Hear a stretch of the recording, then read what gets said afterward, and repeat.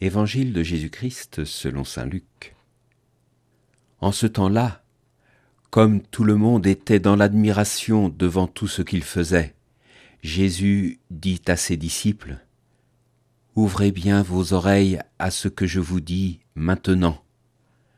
Le Fils de l'homme va être livré aux mains des hommes. » Mais les disciples ne comprenaient pas cette parole.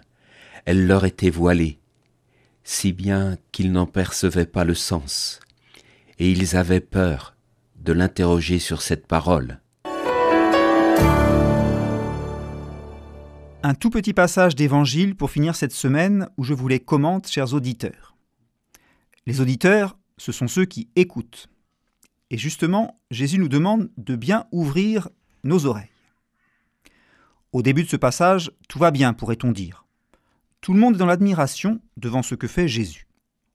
Jésus a bien des adversaires, mais saint Luc est volontiers optimiste dans sa manière de témoigner de la vie de Jésus. La bonne nouvelle est avant tout bonne et nouvelle, et elle apporte la joie au monde.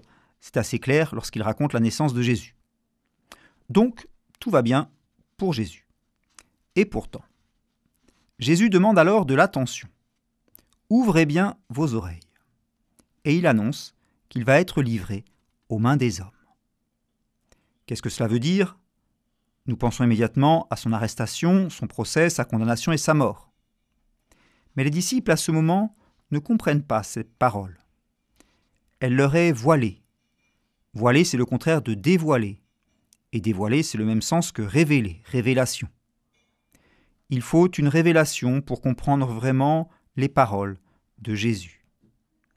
Saint Jean dira : « L'Esprit Saint viendra sur vous et vous fera comprendre tout ce que je vous ai dit. » Pour le moment, cette parole reste incompréhensible aux disciples.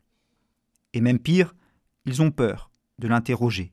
Peut-être peur de vraiment comprendre, la peur quand on reçoit une mauvaise nouvelle, la peur quand il faut parler de la mort.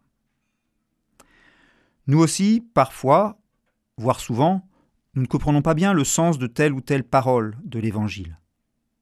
Eh bien, prenons le temps de la relire, de la méditer, de lire des commentaires, et surtout de demander à Dieu, par son Esprit Saint, de nous en donner une lumière intérieure. Amen.